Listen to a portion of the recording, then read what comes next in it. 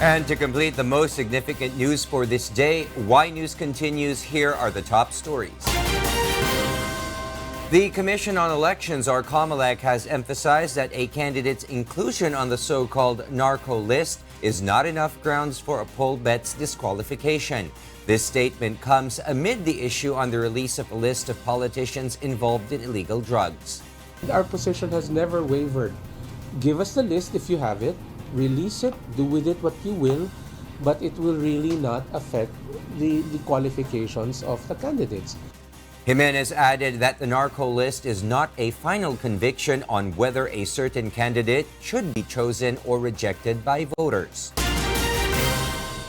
Meanwhile, Philippine National Police, or PNP Chief Police Director General Oscar Albayalde, said Monday they might file cases and recommend to the Professional Regulatory Commission the revocation of licenses of teachers who will be proven to have been supporting the communist group New People's Army. The PNP chief made the statement after the Alliance of Concerned Teachers, or ACT, filed a motion for reconsideration before the Court of Appeals after ACT's petition that questions the constitutionality of the so-called profiling conduct by the PNP was junked.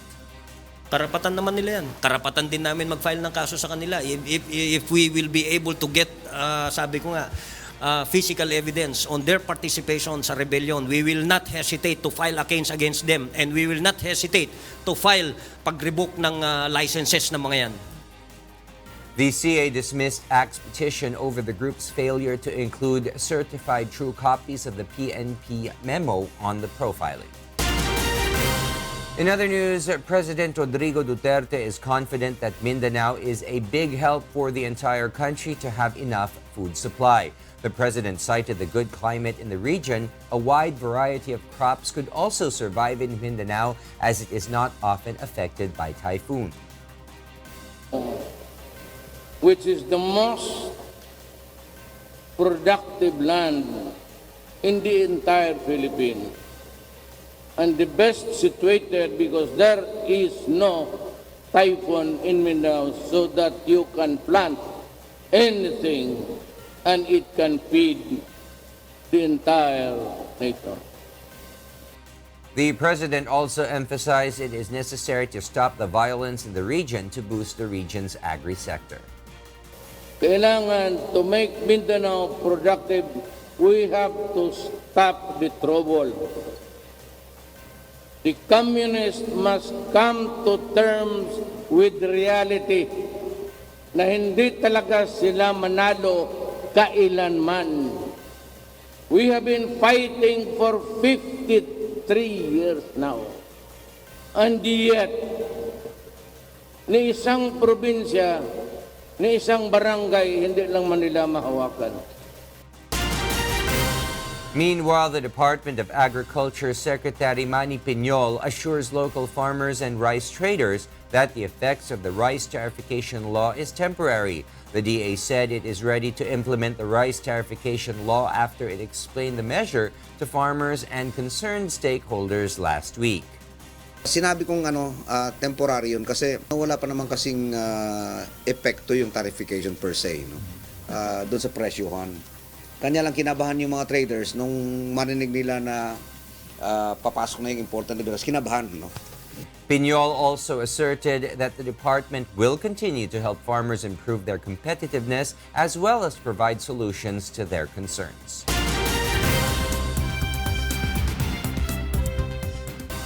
And for the news abroad, here's Pauline Ompico live from Tokyo, Japan. Pauline, good evening.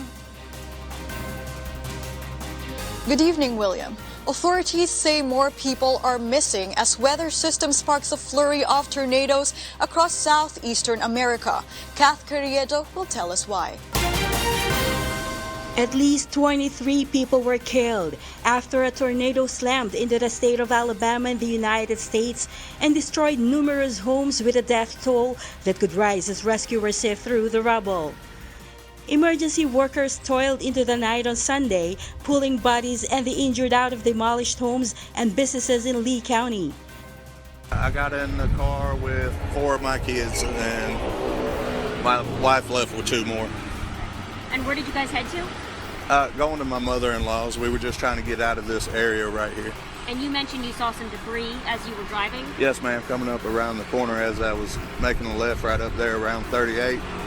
And this whole area right here is pretty much just gone, you know. Lee County Coroner Bill Harris said the death toll could rise. Authorities paused search efforts overnight because conditions were too dangerous in the dark with massive amounts of debris. Severe weather unleashed one of the numerous possible tornadoes that threatened the U.S.'s south. Weather warnings extended into Georgia, Florida, and South Carolina. Alabama Governor Kay Ivey warned residents more severe weather might be on the way. The storm left more than 10,000 people without power as the temperature dropped. The threat of severe weather was expected to continue. A tornado watch was in effect for much of eastern Georgia, including Athens, Augusta, and Savannah. The tornado watch also covered a large area of South Carolina, including the cities of Charleston and Columbia. Kath Carriedo, UNTV News on Rescue, USA.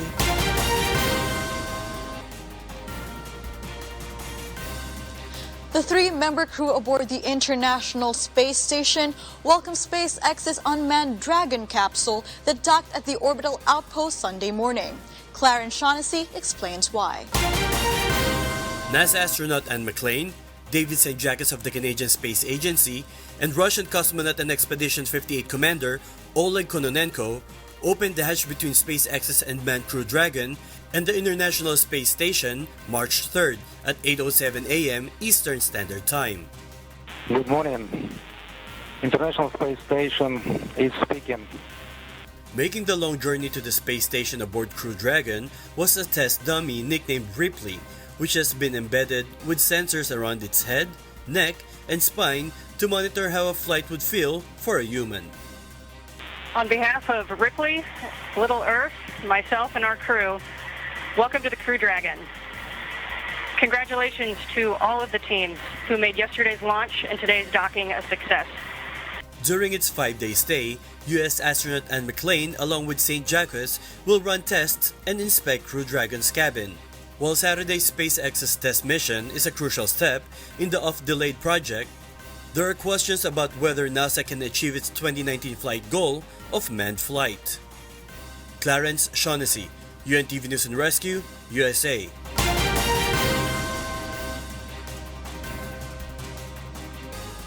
The Syrian Democratic Forces and coalition launched a major operation on the last of the Islamic State's self-declared caliphate in Syria. Meanwhile, Malaysia says it will consider viable proposals in deciding whether to resume the search for missing flight MH370. Kath Dumeraos explains why.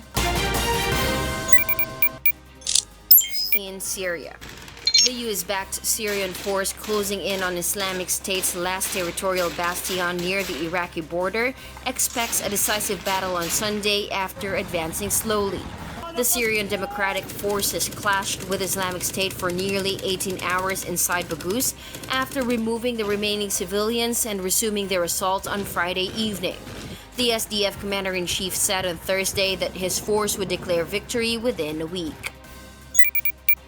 In Algeria, tens of thousands of protesters rallied anew in cities around Algeria on Sunday to demand President Abdelaziz Bouteflika step down as he was due to declare his bid for a fifth term in April elections.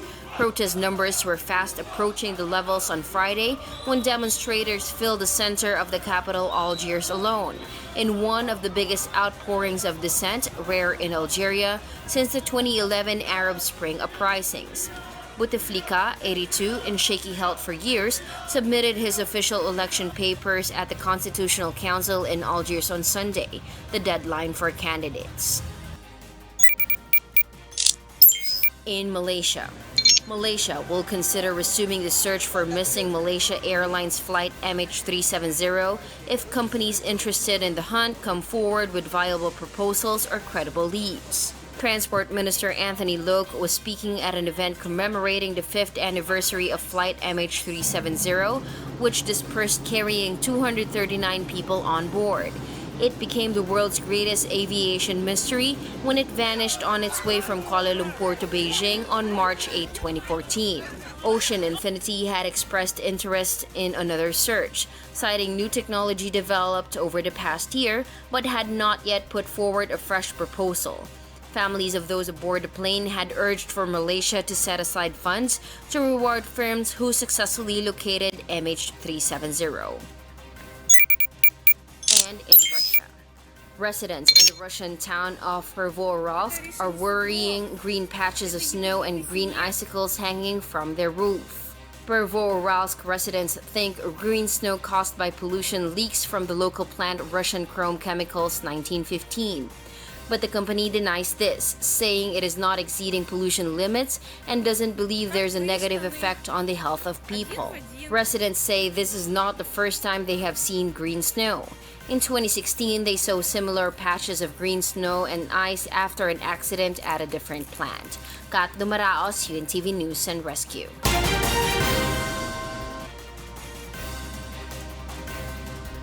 And those are the news from the other parts of the globe. Back to you, William. Thank you very much, Pauline Onpico, reporting live from Tokyo, Japan.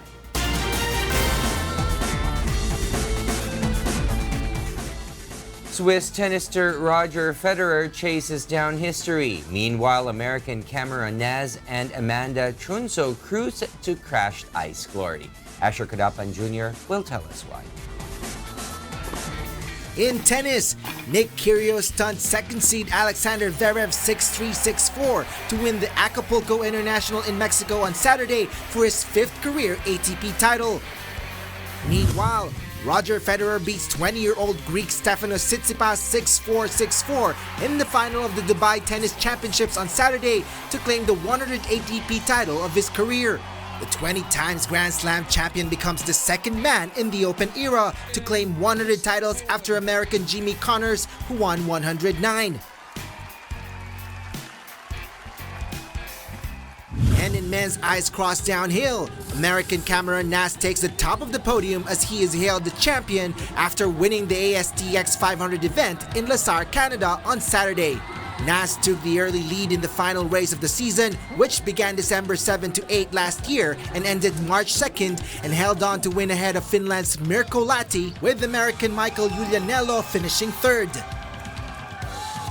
In the women's event, Switzerland's Agnes Moran took advantage of a fall by Amanda Trunzo of the United States in the closing stages to win the race. Trunzo's third place finish was enough to defend her title and win her second ice cross downhill world championship in a row. Asher Kadapan Jr., UNTV News and Rescue.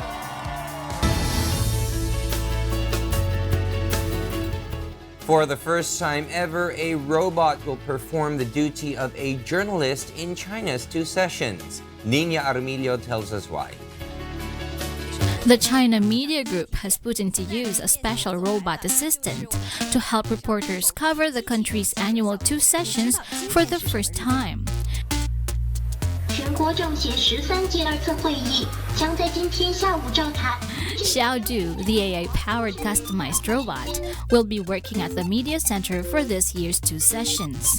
It has spent a lot of time acquiring knowledge about the 2 sessions and is able to answer questions from journalists and media personnel with ease. Xiaodu, built by search engine giant Baidu, can even predict the hot topics of upcoming press conferences by analyzing relevant articles and comments online. In addition, the AI bot can provide a host of other services, including providing location information and directions, conducting facial recognition, and even taking photographs. The media center has been equipped with a super-fast 5G network and all the necessary facilities to cover the 2 sessions.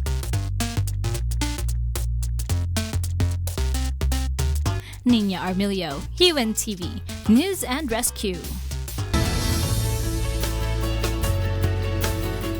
Young offenders in England swap crime for coffee. Aiko Miguel will tell us why. A small-scale coffee company brews specialty coffee inside Her Majesty's Young Offender Institution, Aylesbury, every morning in Buckinghamshire, England. The Aylesbury prison has paired up with Redemption Roasters to help young people skill up for life after prison.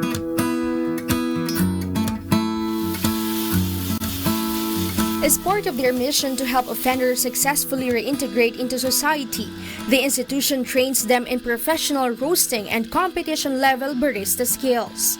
It's not just the qualifications of learning how to roast and make good coffee, it's all those other skills that an employer is looking for. So punctuality, teamwork, communication skills, customer service skills. It's a good atmosphere in here, mainly because the people that are here, they do want to go out and live a crime-free life. It's not that all offenders are the same, because some people actually do want to change. I think giving people a chance is the way to move forward in life. On release, the Aylesbury prison also helps their graduates to find work, either directly employing them in Redemption Roasters coffee shops or with their wholesale clients. Max Debiel, the co-founder of Redemption Roasters, said it's much easier for somebody with a criminal record who has amazing customer service and amazing coffee skills to find work.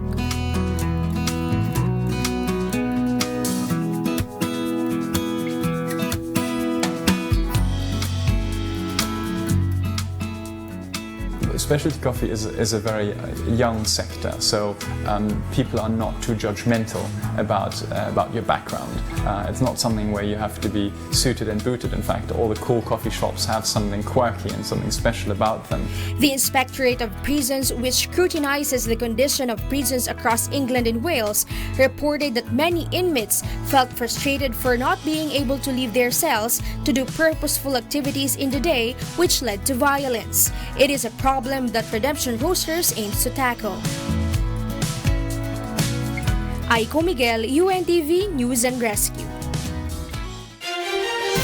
And those are the reasons behind the news, March 4, 2019. On behalf of Rheena, Villamor-Camara, and Angelo Castro III, I am William Thio. Because we need to know, we will always ask why. Good evening.